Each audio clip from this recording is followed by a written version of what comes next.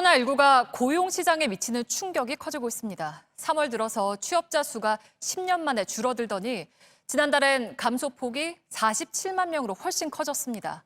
외환 위기 때인 1999년 2월 이후 20여 년 만에 가장 큰 폭으로 줄어든 겁니다.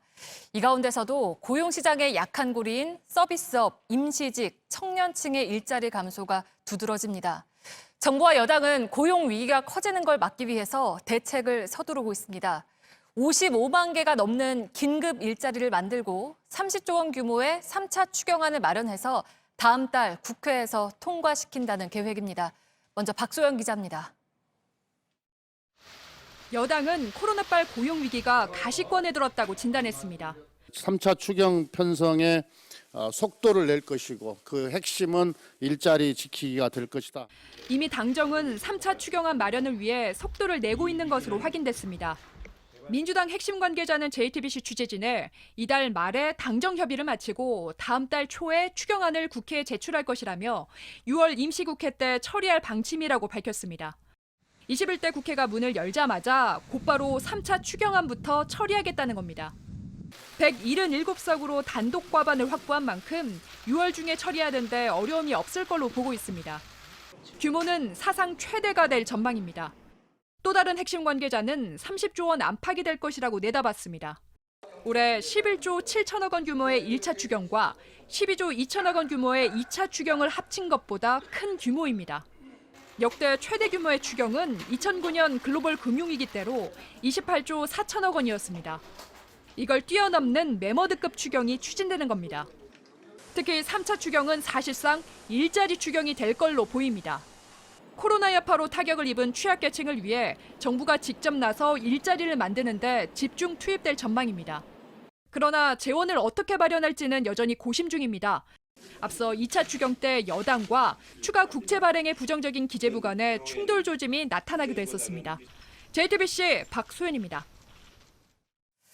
네, 그러면 지난달 일자리를 잃은 47만 명은 누굴까요?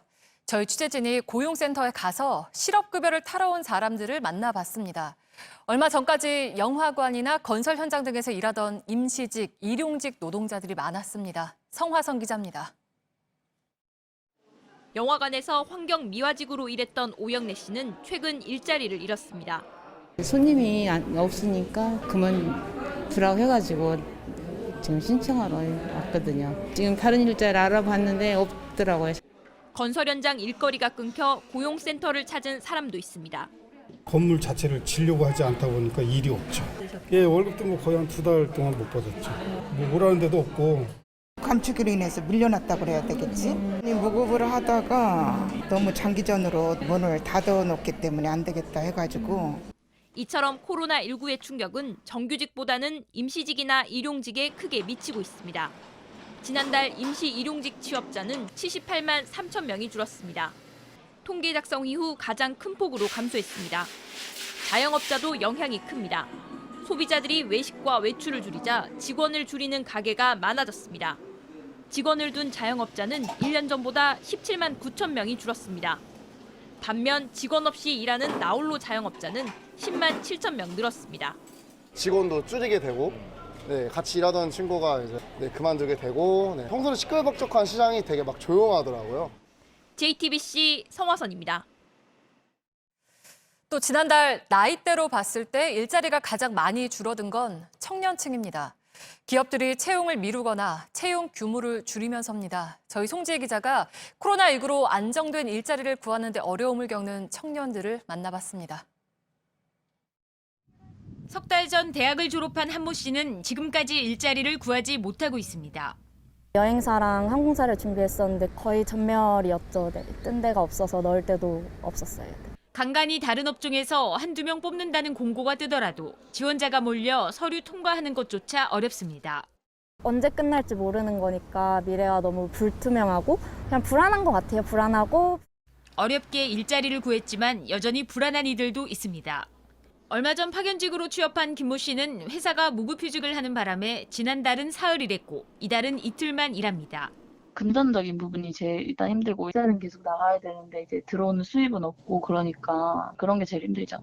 지난달 15세에서 29세 청년 취업자는 24만 5천 명 줄었습니다. 11년 만에 가장 큰 폭입니다. 고용률도 1년 전보다 2%포인트 줄어 모든 연령층 가운데 가장 많이 줄었습니다. 전문가들은 청년층이 제때 일자리를 못 구할 경우 후유증이 오래 남을 수 있다고 지적합니다. 지속적으로 이제 경력 상실에 의한 임금 상실을 체험하게 되기 때문이고요. 또 한 가지는 경력 개발을 계속해서 이제 저해되기 때문에 향후 승진이 늦어진다든지. 이 때문에 정부도 청년층에 초점을 두고 55만 개의 긴급 일자리를 포함한 한국판 뉴딜 대책을 설계하고 있습니다. JTBC 송지혜입니다. 국내 최대 여행사인 하나투어가 임직원 2천여 명에 대해서 무급휴직을 하기로 했습니다. 코로나19로 여행 수요가 크게 줄면서 경영 상태가 나빠졌기 때문입니다. 6월부터 2달 동안 무급휴직 예정인데 고용노동부 심사 결과에 따라서 임직원들은 평균 임금의 절반을 지원받을 수 있습니다. 모두가 돌아간 자